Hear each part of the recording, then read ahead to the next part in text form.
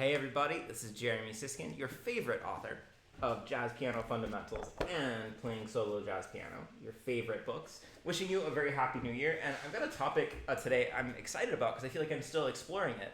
I'm going to be talking about the 3-chord in major keys. And you might think that this sounds boring, but I promise you it will be very interesting. We're going to talk about different kinds of modes. We're going to talk about playing out or sounding like you're playing out, and we're going to talk about like harmonic systems clashing. So this is always a source, I think, of confusion for students, and hopefully I'll clarify it a little bit, or at least I'll leave you feeling pleasantly confused. So the tune that I want to deal with today is one of my favorites, Hoagy Carmichael ballad called Skylark. I wrote out the first 4 measures for you. There's a bunch of different ways that you could potentially harmonize this one, but I went like this.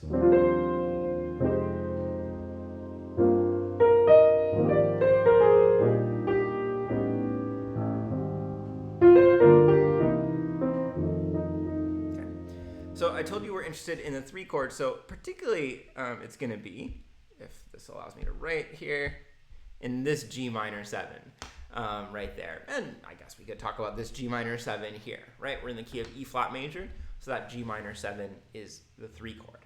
And it's kind of interesting because it's functioning in 2 different ways here.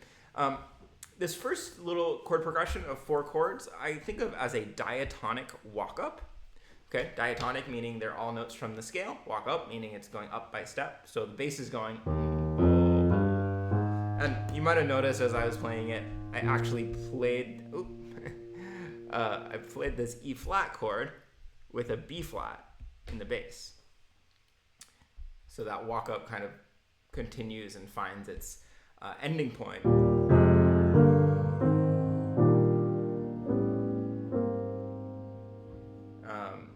On that B flat. So that first G minor, it's kind of a passing chord, we could even think of it as. The second one is part of a 2-5. I don't know why that says sharp 11, and that should say sharp 9, clearly. That's where we use the sharp 11. So listen one more time for these 2 different 3 chords.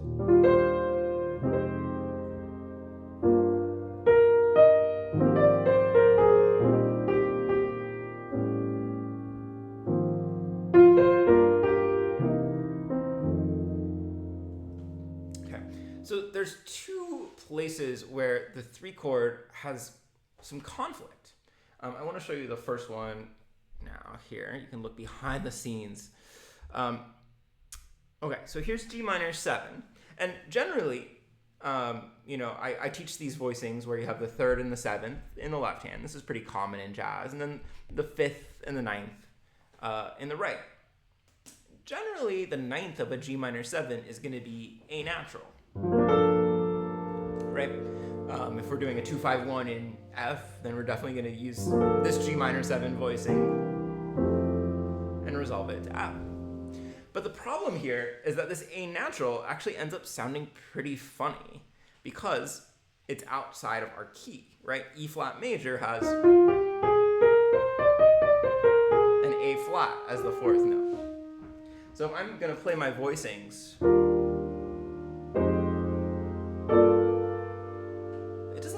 horrible, but that A natural, it's a little bit off.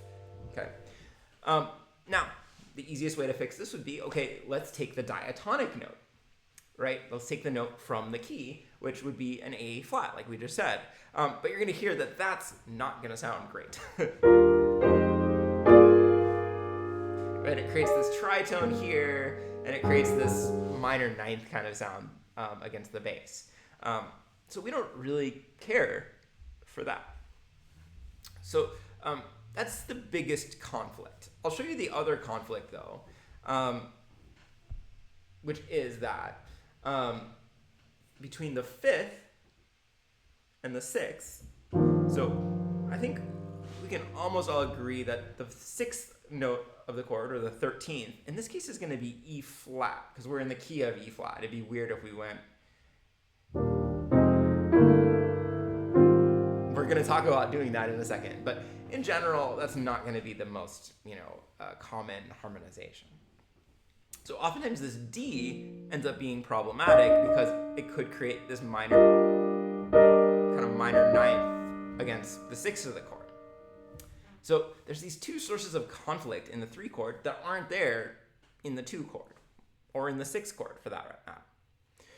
One of the most common ways that we solve this problem, and I think if you take nothing else away from this video, this might be a good takeaway, is that we essentially treat this G minor chord as though it's an E flat chord in first inversion. So instead of thinking G minor, we think of it as an E flat major chord with G in the bass. Okay, and here's a couple of possible voicings that really avoid all of those problems. Okay, so if I think of it as an E flat chord with G in the bass,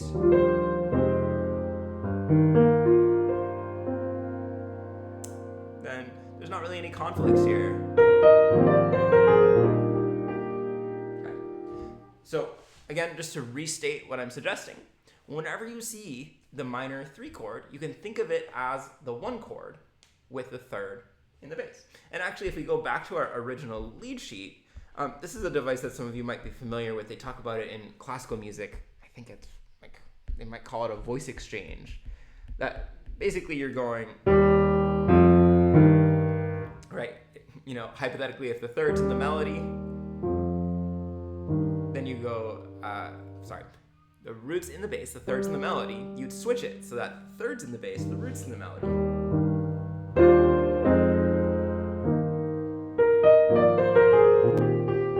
Okay. So here, all we'd be doing then, you know, if we think about it that way, is we're passing through F minor to then get to E flat with G in the bass instead of with E flat in the bass. Okay. So, like I said, if you take nothing else away, that's a good takeaway. It's kind of a special little chord. But we could also have some fun if we're thinking about different scales and modes. Since this is a place where we have cracks in harmony, we have some different options as to how we want to treat some of these issues, like the 9th and the 6th in particular. So in terms of scales and modes, the most diatonic kind of logical thing would be to use G Phrygian, which is the same as E flat major starting on the 3rd scale degree, right? It's the 3 chord, so we can use the 3rd mode. It actually makes a whole lot of sense. And this would make life easy, you know, for those first 2 bars. We could use the E flat major scale the whole time, or the G Phrygian. Same thing, just starting in different places.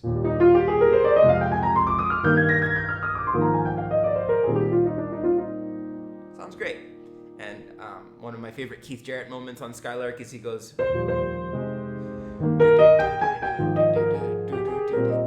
it's so good. But all he's doing is he's using G Phrygian or E flat major. And he's emphasizing that moment in the cracks of the harmony.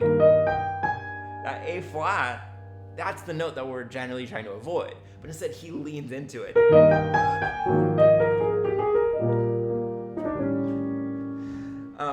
So G Phrygian is a great option. Just stick in E flat major. It's beautiful. You can make beautiful melodies using a diatonic scale. But if we're feeling naughty, adventurous, we want to play a little bit out, we want to add in some colors that might not be part of the key, we got some options for you. So one is to use G Aeolian. And this one, you could see, avoids that flatted 2nd, which causes that conflict that Keith Jarrett likes so much. So now we don't have that conflicting note. And so the A natural, it's out of the key, and it's going to sound a little bit unexpected.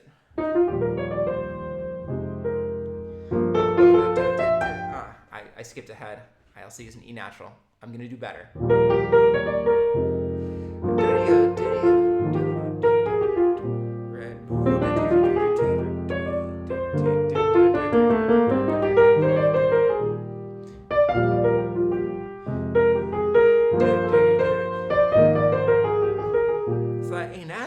Sounds minorly out. You're not playing super outside of the key, but you are playing outside of the diatonic scale. So that's pretty nifty. In each one of those examples I just played, I was emphasizing the A natural. I'll play a couple more for you, just because I like you.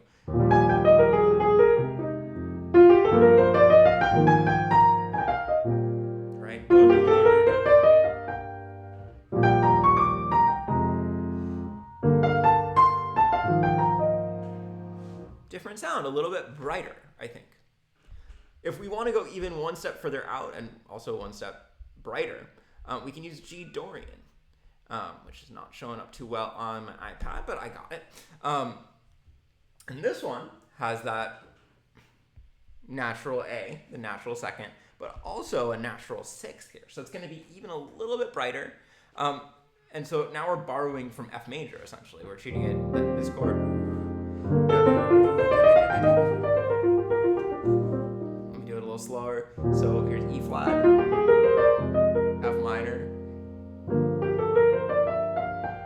You can hear that E, that's pretty far out of the key, right? That's the sharp 1 or the flat 2, probably the sharp 1 technically.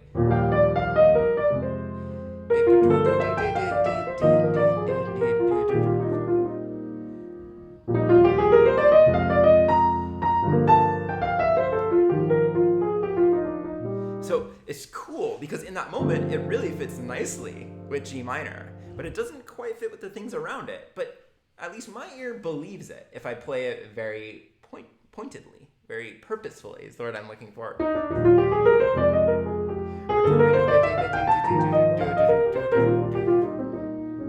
This is something I hear Brad Meldau doing all the time, is finding these things like 3 chords, and not exactly playing out, but choosing a mode that is not diatonic, and then emphasizing those non-diatonic notes. Your last option is a little bit of a wild card, and I'm going to switch camera angles because this doesn't like what I'm doing. So you can also use G melodic minor. Now it's a little bit of a wild card, like I said, but basically, again, we're pretending in the moment like we're in the key center of G minor. Okay, so we can say we're in E flat, and then for a moment we're in, just for this brief flicker of a moment, we're in G minor, and then we're back to the key center of E flat. Don't believe me? I'll play it for you.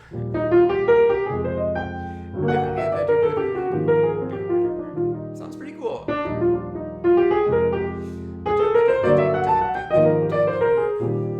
Do another one.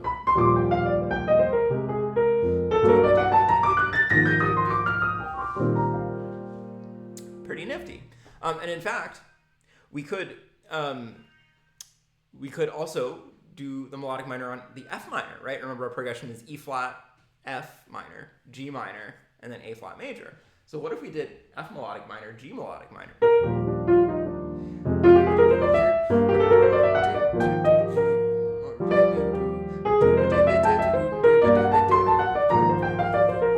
Oh, the possibilities are starting to multiply, right?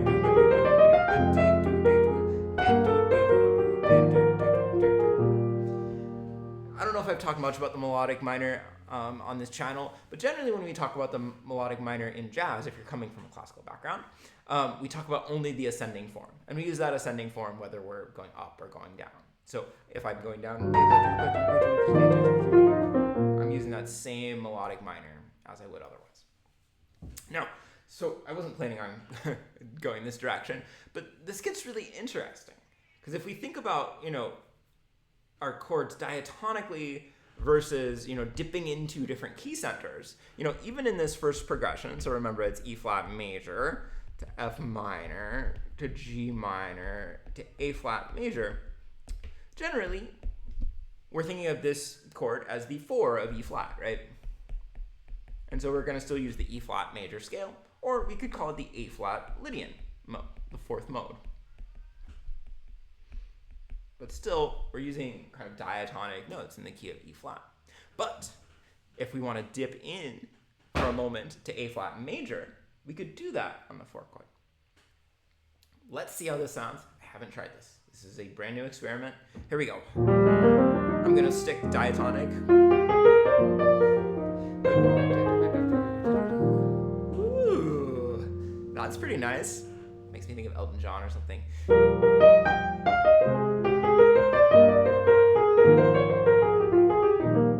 You have to be really conscious of where that non-diatonic note is. You can't play it as though it's just kind of an everyday part of the chord. You have to kind of emphasize it, resolve it, make it actually special as a note from outside of the key. Let's do one last experiment with this progression. I'm going to play E flat major, F melodic minor, G melodic minor, A flat major instead of Lydian.